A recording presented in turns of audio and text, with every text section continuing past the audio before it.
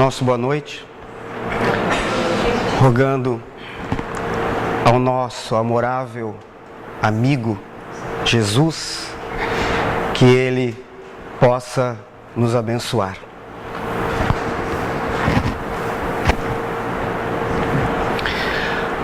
A palavra paradigma é usada na ciência para determinar um modelo, um padrão.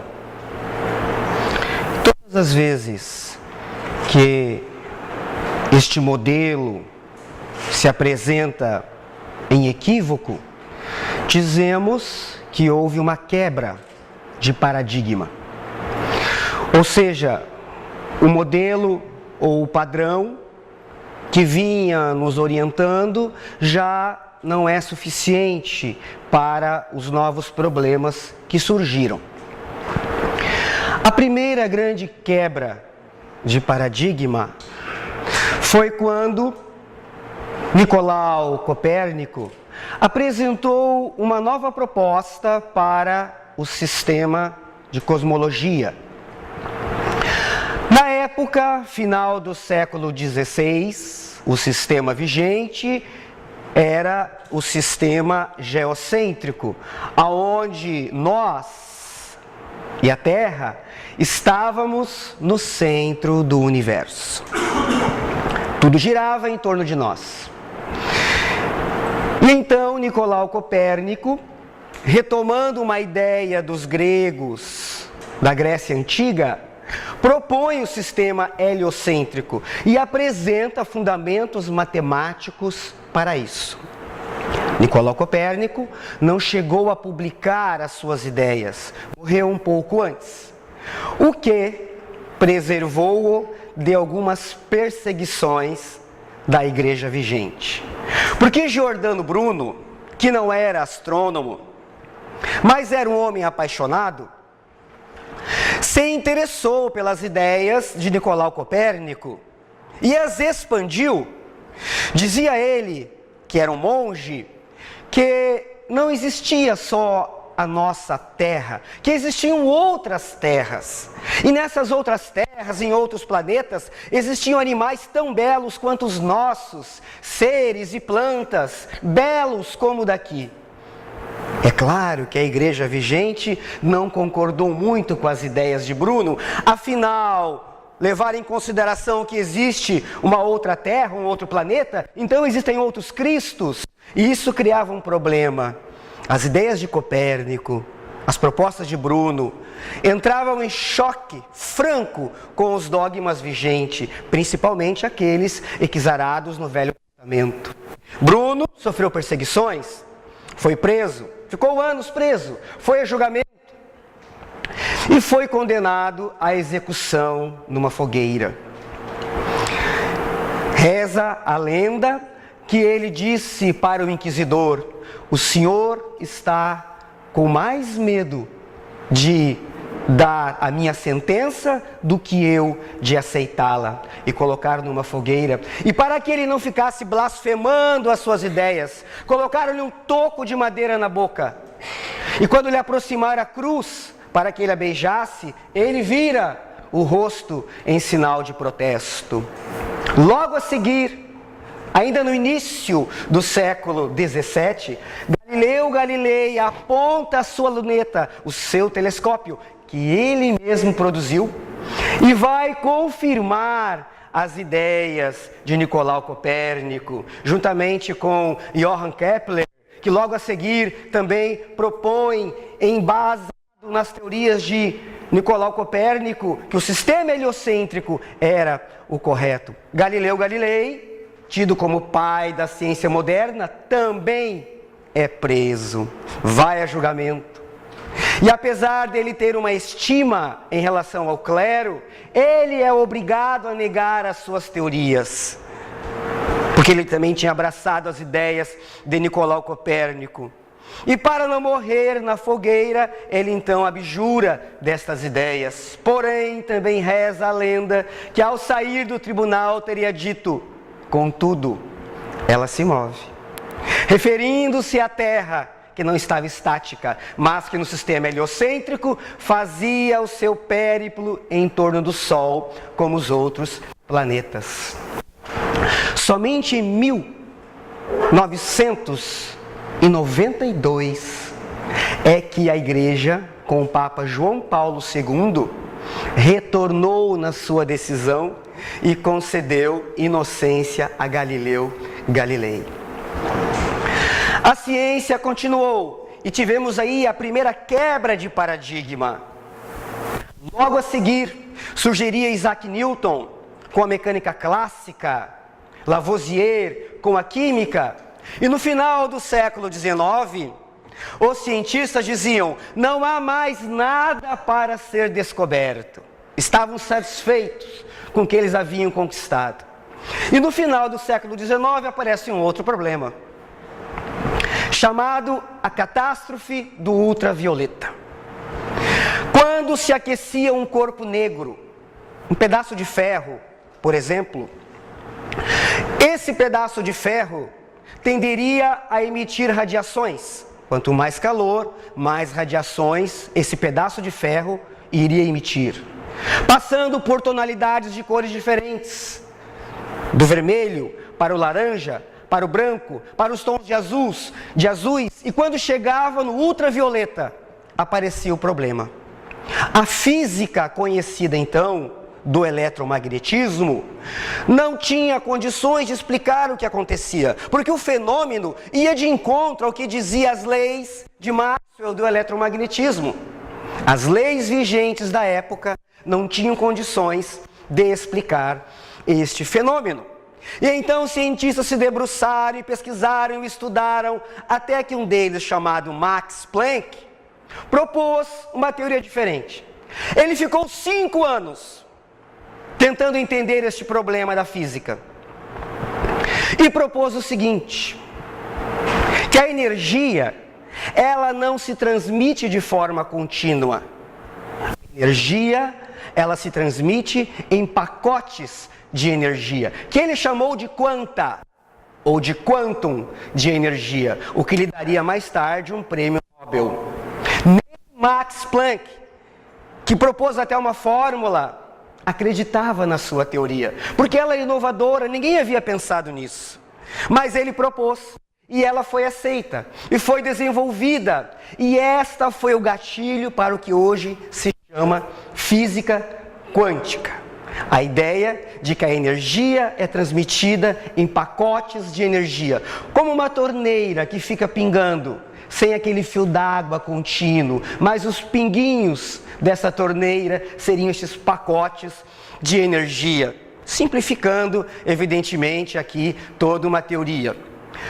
Mas o pai da relatividade, Albert Einstein, partiu das ideias de Max Planck para explicar os fenômenos da luz, o que lhe deu também depois um prêmio Nobel. E ele vai explicar que a luz, que vem em ondas eletromagnéticas, também vem em pacotes de energia, que mais tarde foi chamado de fótons. E isso lhe deu um prêmio Nobel. A luz ganhava uma nova ideia, a luz vinha também se comportar como um corpúsculo, como pacotes de energia, mas ele vai reconhecer que cometeu um erro. O maior erro da sua vida. Porque à época os cientistas acreditavam que tudo estava estático. Mesmo agora, no sistema heliocêntrico, em que a Terra girava em torno do Sol, mas o universo estava estático e era uma coisa só. Até que Edwin Hubble, observando as estrelas, vai perceber que as nebulosas que eles observaram eram outras galáxias, fora da nossa, e que tudo estava em movimento, que as galáxias se moviam, nada estava estático no universo. E temos então uma outra quebra de paradigma. Surgem então novos estudos. Agora as galáxias se movem e existem centenas de milhares de galáxias. Mas não foram só os homens que quebraram as coisas. As mulheres também quebram. E quando quebram, fazem bem feito. E surge no cenário uma cientista chamada Cecília Payne, que vai quebrar outro paradigma. Até então, 1920, acreditavam-se que as estrelas, como o Sol, eram formadas dos mesmos elementos da Terra: ferro, carbono, oxigênio, azoto. E Cecília Payne, estudando os espectros eletromagnéticos, vai demonstrar, numa publicação de uma tese de doutorado, que as estrelas, assim como o Sol, eram feitas de hidrogênio e um pouquinho de hélio. E isso revolucionou o pensamento científico da época, até mesmo porque as mulheres não tinham muito vez na ciência ainda. Cecília Payne foi a primeira mulher a ocupar uma cadeira de professora em Harvard. E mais um paradigma estava quebrado. Agora as estrelas eram feitas de hidrogênio. O hidrogênio era o elemento mais abundante do universo. Tudo estava em movimento, nada estava estático. Mesmo agora que nós estamos aqui parados, nosso planeta, girando em torno do Sol, está numa velocidade de 108 mil quilômetros por hora. E nós nem percebemos. E o Sol também está em movimento, numa velocidade de cerca de 800 mil quilômetros por hora, nos arrastando nesse périplo que ele faz na Via Láctea. A ciência continuou evoluindo, ampliando seus conceitos, quebrando paradigmas, até que no final do século 20 e início do 21, nós tivemos uma grande descoberta: o genoma humano. Esteve à frente do projeto Francis Collins, que até os 27 anos era ateu. Francis Collins, que passou a acreditar na existência de Deus, vai publicar uma obra em 2008, denominada A Linguagem de Deus. Ele foi muito criticado pelos seus colegas por ser um geneticista, ser um cientista, mas acreditar na existência de Deus. Afinal, a complexidade do genoma humano precisava de um poder organizador. E Francis Collins publica essa obra e vai colocar uma pergunta central nesta obra: é possível, na era moderna, com a cosmologia, a genética, a evolução, conseguirmos uma harmonia entre a visão da ciência e o mundo espiritual? E ele continua: eu respondo com um sonoro sim. Mas essa ideia não é tão nova assim.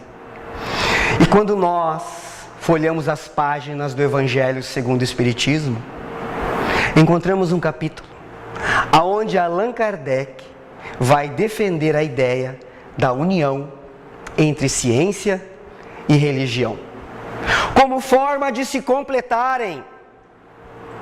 Aquilo que a ciência não pode entender, o mundo espiritual traz como informações. E a ciência completa as observações que o mundo espiritual nos traz. Essa era a proposta de Kardec. Uma união que Francis Collins, tentando quebrar um paradigma, e esse com certeza será o maior paradigma da ciência, quando ela admitir publicamente, de um modo geral, que o espírito imortal existe. Quando isto acontecer, será o último paradigma que a ciência vai quebrar. Será a última fronteira dos homens de ciência, quando verificarem realmente que a ciência da alma está presente em todas as coisas. Mas coube a Allan Kardec trazer para nós esta ciência da alma. Ele que era um professor, especialista em didática, pedagogo, para nos ajudar, vai dar uma definição didática do Espiritismo. Vai dizer ele na obra o que é o Espiritismo. Que o Espiritismo é uma ciência que trata da natureza, da origem e do destino dos espíritos e as suas relações com o mundo corpóreo. Esta definição simples sintetiza todo o conhecimento da doutrina espírita. Porque ao estudarmos o Espiritismo, vamos encontrar que esta ciência, realmente, ela vai estudar a natureza dos espíritos, a origem, de onde viemos, como que nós surgimos, os nossos destinos, quando aborda as consequências das nossas escolhas, e a interferência que nós temos no mundo corpóreo e reciprocamente. Então, esta frase de Kardec vai definir, em síntese, o que é o Espiritismo. E ele justifica por que vai usar a palavra ciência, que para muitos parece estranho. Como que o Espiritismo é ciência? Ele vai explicar. Publicou na Revista Espírita e depois ampliou na obra Gênese. No capítulo 1, ele vai tratar do método que ele utilizou, nas suas palavras. E utilizei do método experimental, utilizado pela ciência positiva do século XIX. E esse método experimental passa por 4 momentos. O primeiro momento: fatos novos se apresentam. Que fatos? Os fatos mediúnicos, que estiveram presentes na nossa história, em todas as épocas, em todas as civilizações, que está sendo apresentada em diversas passagens da Bíblia, no Velho Testamento, no Novo Testamento, mas que agora apareciam de forma grandiosa em toda a Europa, na América. São esses fatos que chamam a atenção de Kardec. A tipologia, os raps, as batidas, a psicofonia, a psicografia, fenômenos de voz direta, fenômeno de escrita direta, transporte de objetos, materialização de espíritos, desmaterialização de espíritos, levitação, as cestas que se moviam pelo toque dos dedos das jovens médiuns sobre as ardósias e respondiam questões. São esses fatos novos que se apresentam e que vão chamar a atenção da comunidade científica da época, e Kardec então tem este encontro com esses fatos mediúnicos. Iremos destacar 2 grandes médiuns de efeitos físicos. Daniel Douglas Home, que tem várias obras publicadas sobre ele. Kardec escreve sobre ele na Revista Espírita. E foi um médium extraordinário de efeitos físicos, conhecido como médico dos reis, ou o médium dos reis, ou o médium das cortes. Porque os reis os chamavam, os imperadores os chamavam, os príncipes o chamavam, para que ele pudesse fazer as suas manifestações mediúnicas. E diante do imperador Napoleão III, Daniel Douglas Home entra em transe, fica pálido, e uma mesa de jacarandá de 80 quilos levanta-se do chão, inclina-se e aproxima-se do imperador, fazendo uma reverência. O curioso é que a mesa, que tinha 2 castiçais de 5 braços com as velas acesas, permaneceram inclinadas e não tombaram pela força da gravidade. A toalha que arrastava no chão, quando se levantou pela força da gravidade, deveria manter o seu plano, o seu ângulo reto com o plano do piso. Não ocorre. A toalha também se inclina para o imperador. As chamas das velas, que deveriam manter-se também num plano reto, num ângulo reto, com o plano do piso, também se inclinam, fazendo uma reverência ao imperador, quebrando as leis da gravidade. Uma folha de papel voa no ar, cai no colo da princesa Eugênia, com a assinatura de Napoleão Bonaparte I. Ele vai até a lareira que está acesa, lava o rosto nas chamas da lareira. Ele era extraordinário. Tinha capacidade de estender os seus braços, quase dobrar o tamanho dos seus braços. Foi chamado pela rainha Vitória, rainha da Inglaterra, que queria uma oportunidade para conversar com o seu marido falecido, o príncipe Alberto. Ele permite a materialização, cede elementos fluídicos, o príncipe Alberto se materializa e tem vários diálogos com a rainha Vitória da Inglaterra. Ela lhe dá um relógio de ouro com uma dedicatória atrás de agradecimento que está em exposição em Londres para quem quiser ver. Num edifício de 3 andares com a janela aberta e um grupo de cientistas, Daniel Douglas Home levanta-se a quase 2 metros do chão e sai pela janela. Eles correm até a janela achando que ele havia caído no chão quando alguém bate na porta. É Daniel Douglas Home. Ele entra, eles perguntam, mas como você fez isso? E ele diz, foi assim, e repete o fenômeno. Era um homem extraordinário.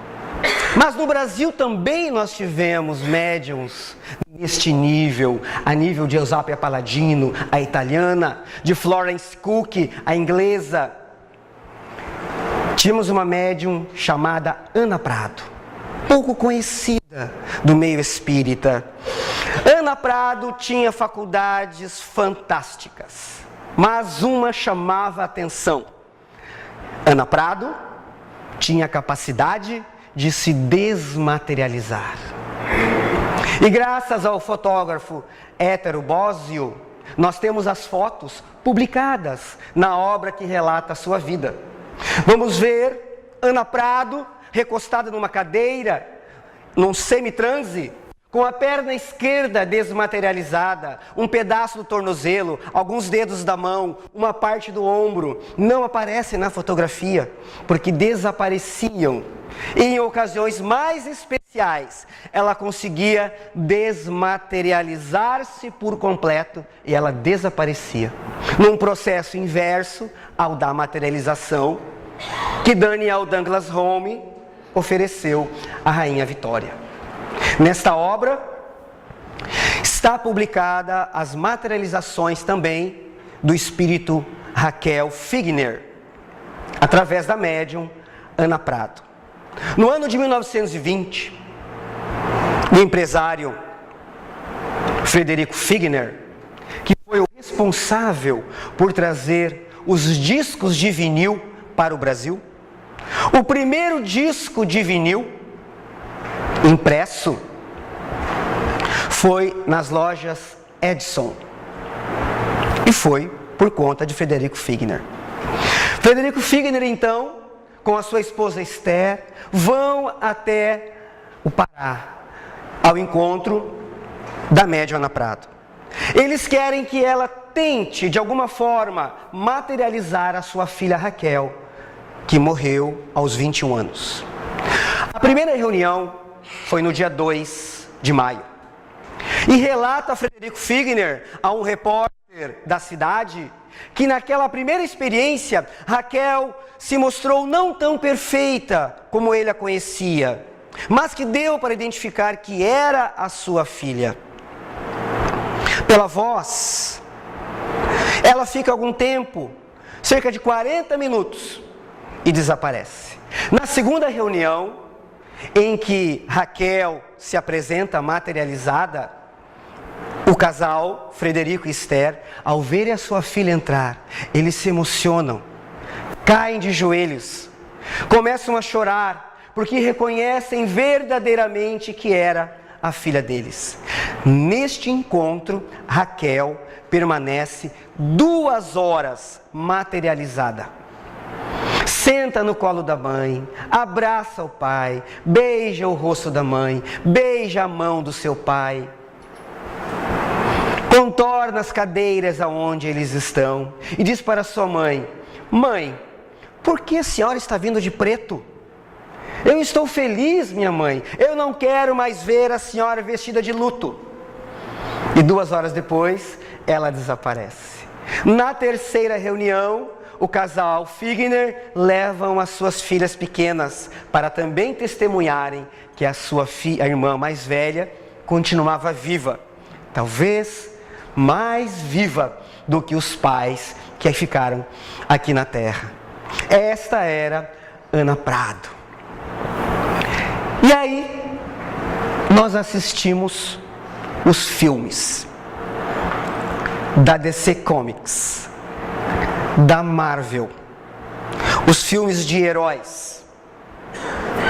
Nós, os barbados da geração Coca-Cola, estamos na sala assistindo os filmes de heróis, as esposas passam, dão uma olhada, é tudo ficção, isso não existe.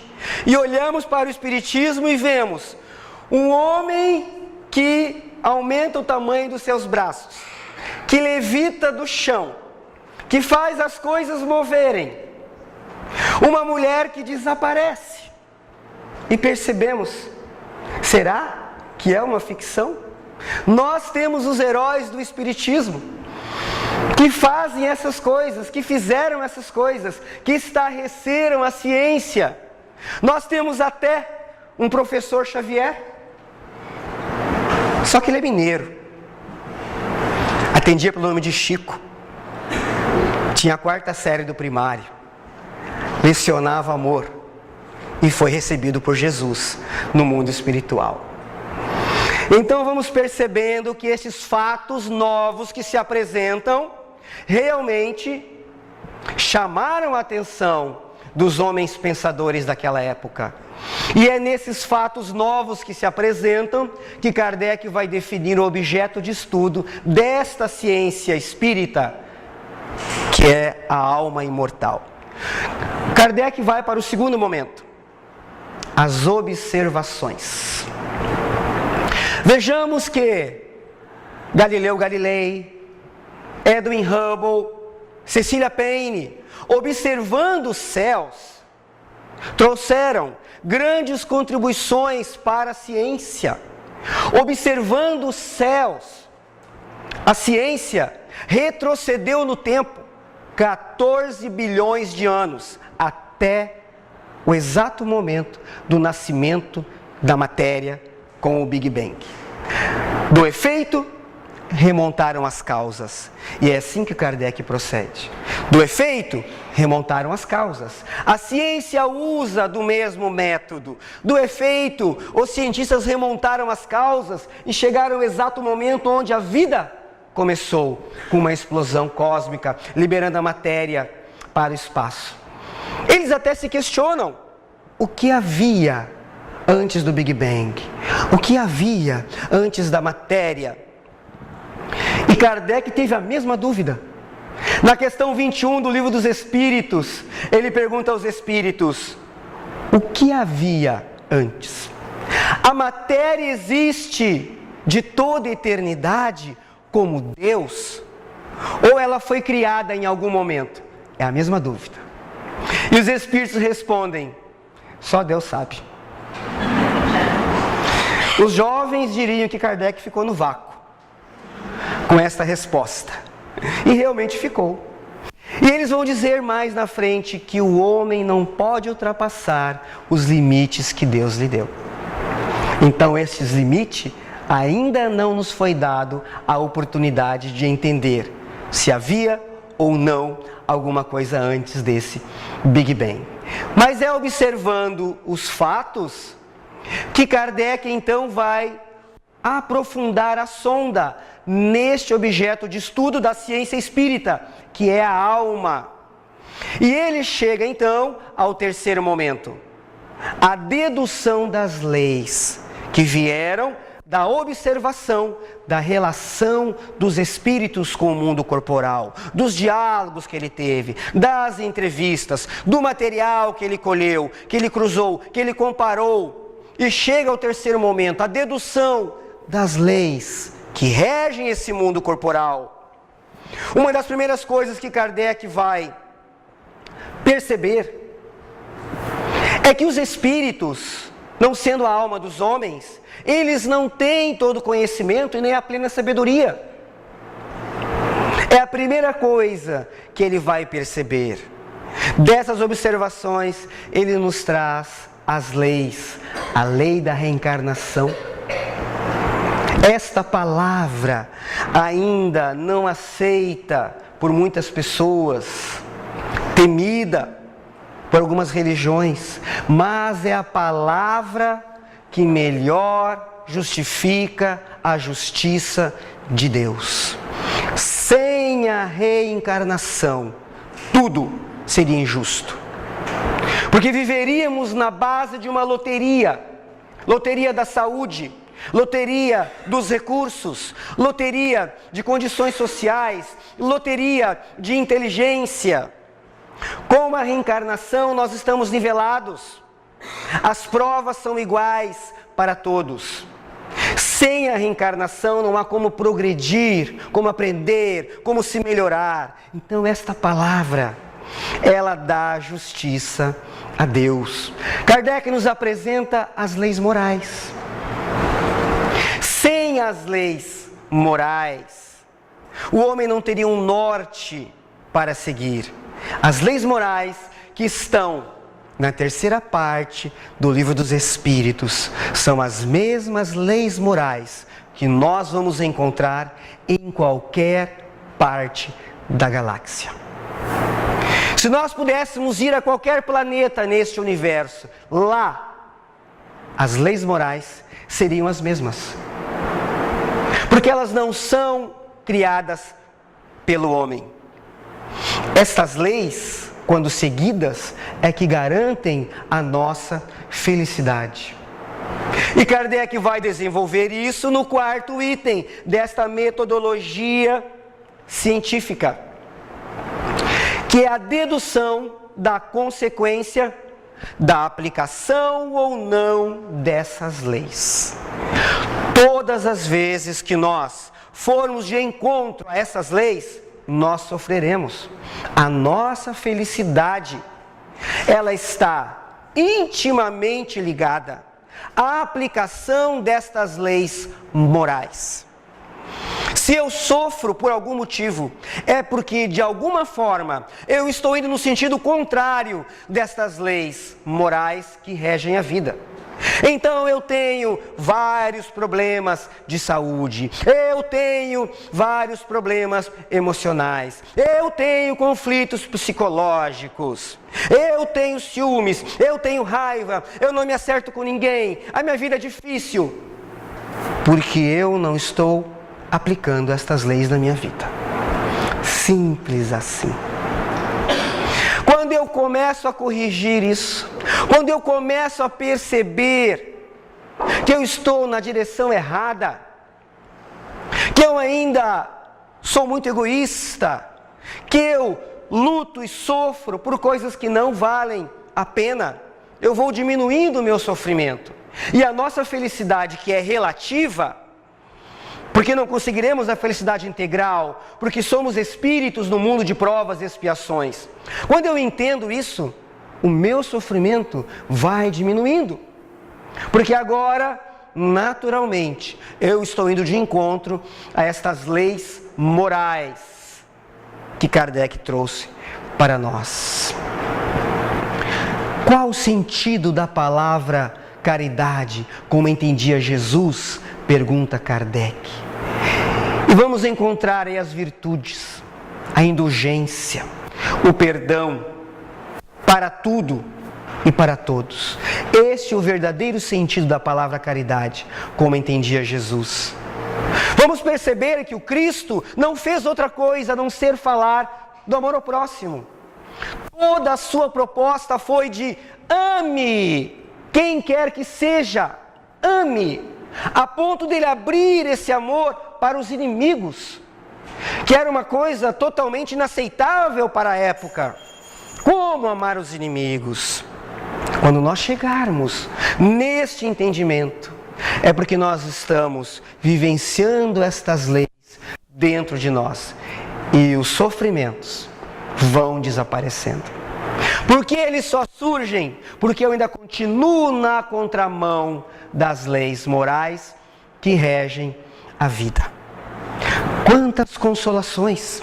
Nós temos agora um entendimento preciso do que acontece com aqueles que escolhem o bem na vida espiritual, do que acontece com aqueles que escolhem fazer o mal, do que acontece com aquele que tira a sua vida, do que acontece com aquele que tira a vida de alguém.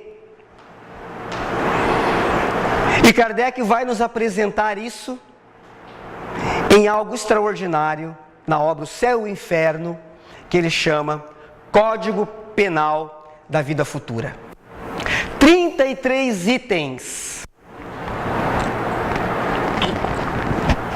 que abordam as consequências das nossas escolhas, aonde ele vai trazer que todo o processo de reparação das escolhas da alma passa por arrependimento, expiação e reparação. Quando executamos esse processo, estamos saldando uma dívida. Mas esta expiação não implica necessariamente em viver o mesmo drama que nós causamos a outrem. Podemos reparar os nossos erros fazendo o bem. É a lei das compensações. Há atenuantes e agravantes em todo o processo, porque para cada um de nós há um destino diferente.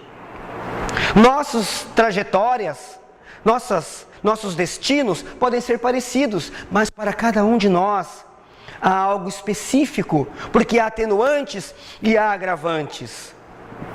Sabemos hoje que cada um de nós vai colher aquilo que plantou. Toda a proposta de Kardec dá o entendimento ao que Jesus disse: a cada um segundo as suas obras. E estas leis de que a vida continua traz grandes consolações para um coração de mãe dilacerado. O que dizer para uma mãe quando ela imagina que perdeu seu filho? Nem todas as palavras conseguem consolar um coração de mãe dilacerado. Dizer simplesmente para uma mãe que aquilo aconteceu com seu filho porque Deus quis assim, é muito pouco. Por isso a doutrina espírita tem tanto a oferecer a esses corações que têm que assistir à partida de um ente querido. E vamos lembrar aqui, como hoje estamos no aniversário da casa, e esta casa teve a presença de Chico Xavier, duas destas cartas maravilhosas que Chico pôde trazer como consolação a esses corações de mães e de pais. As cartas que Chico Xavier psicografou, cerca de 10.000 cartas, são verdadeiros tesouros da alma, verdadeiros documentos que trazem informações que as pessoas que Chico desconhecia, parentes que nem mesmo os parentes encarnados lembravam ou sabiam que existiam. Uma desta carta tem até um teor mais leve, mais engraçado. Vai falar de um homem simples, um mineiro, que tentava enriquecer garimpando ouro. E ele achou uma pepita e foi comemorar. E como alguém sabia por onde ele ia passar, numa noite, pulou sobre ele e o salteador roubou-lhe a pepita e o esfaqueou. E ele tombou morto. A carta diz mais ou menos assim: ah, mamãe, só a senhora mesmo, para vir lá da Bahia, pegando carona em boleia de caminhão, com esse seu vestidinho florido, seu chinelinho de plástico, para vir aqui tentar obter uma mensagem minha. Mamãe, eu estou bem. Saiba que quando eu acordei, eu abri os olhos e estava num leito de hospital. E eu disse para a pessoa que estava do meu lado, eu a reconheci, mamãe. Eu disse, tia, mas a senhora já morreu? E ela me disse, e você também? E ficamos ali conversando, mamãe, eu estou bem, não se preocupe comigo. E diga aos meus irmãos que não busquem justiça, mamãe. Já é um filho na terra sem o pai, já que eu voltei para o mundo espiritual. Se eles matarem este homem, será mais um filho sem pai, porque eu sei que ele também é pai. Deixa, mamãe, peça para eles esquecerem, porque eu estou bem. E ela sai com a sua carta dizendo, meu filho voltou para mim. Quantas mães se beneficiaram deste momento?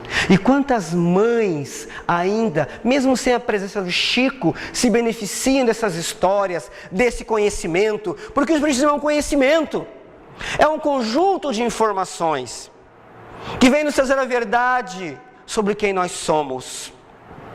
Em uma outra carta, também tão extraordinária, aonde foi apresentado o caso Maurício.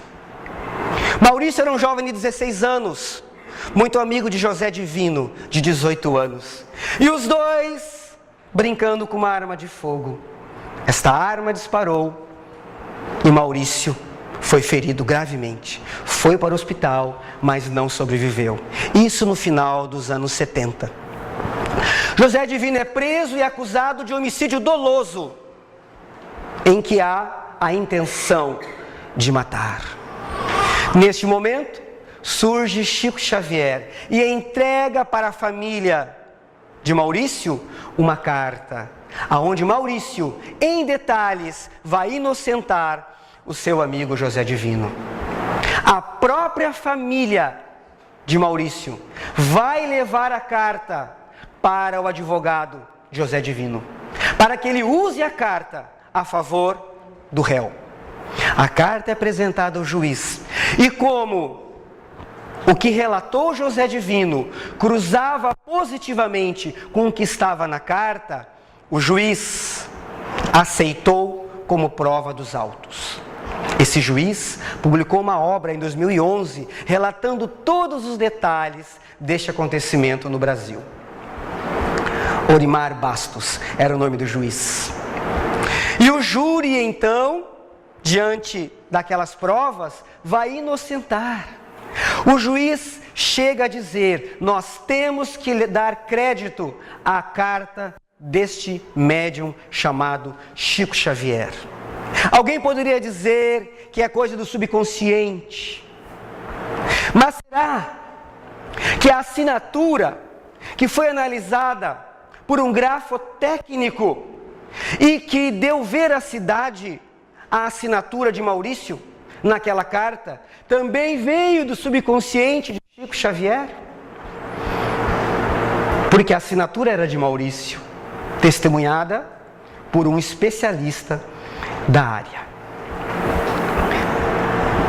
Assim esta ciência da alma,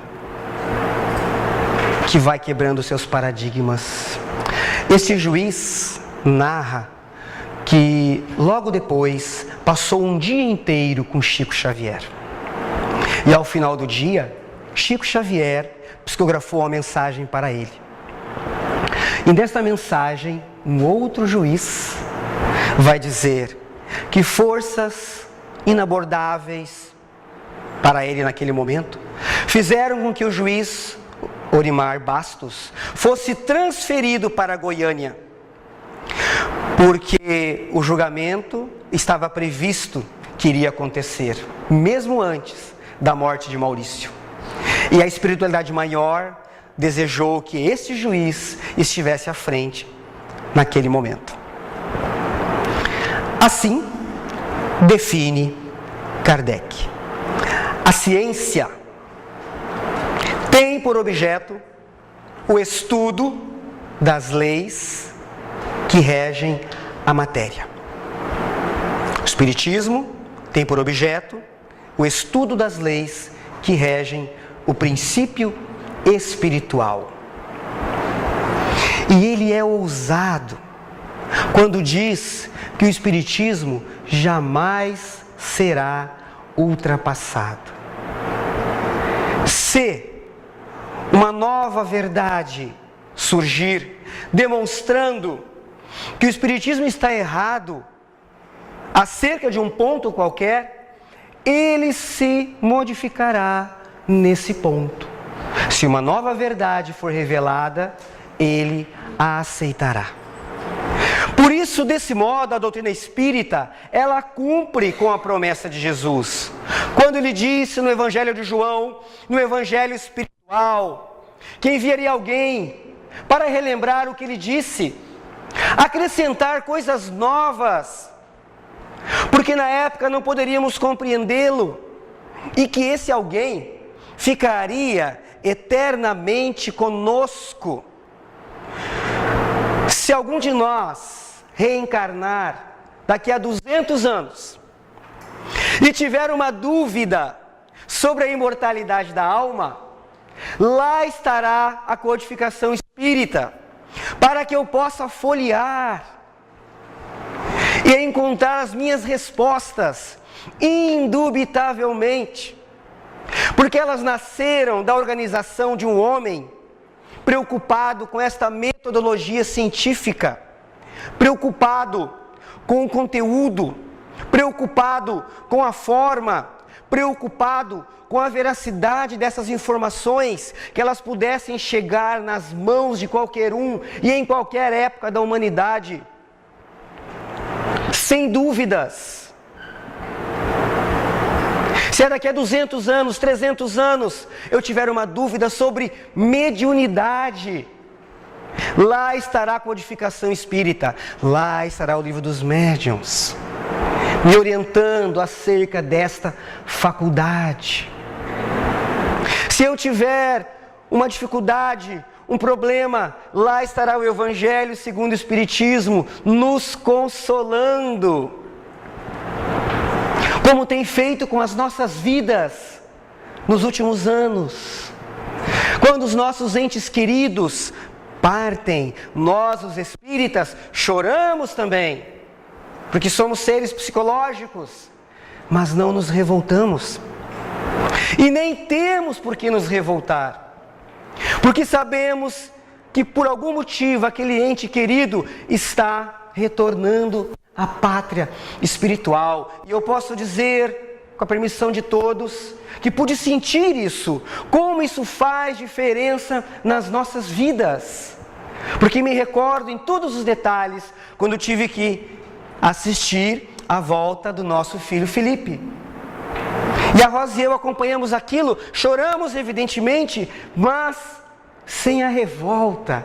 E podemos perceber como as informações espíritas fazem diferença nas nossas vidas. Como essa ciência da alma faz toda a diferença.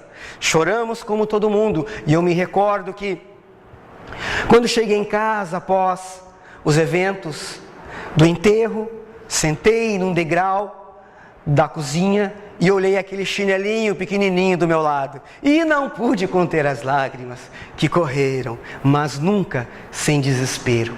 Nunca sem dizer, por que eu? Porque nós temos esse hábito. Acontece algo conosco, por que comigo? Por que não com outra pessoa? Mas por que não comigo? Eu não sou melhor e nem diferente de ninguém.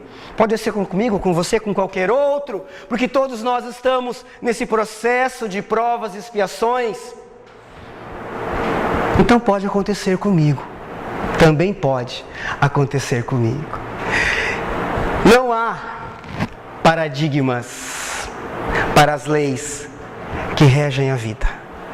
Não há paradigmas para as leis que regem a natureza. Não há paradigmas para estas leis divinas. E o Espiritismo está dentro das leis da natureza.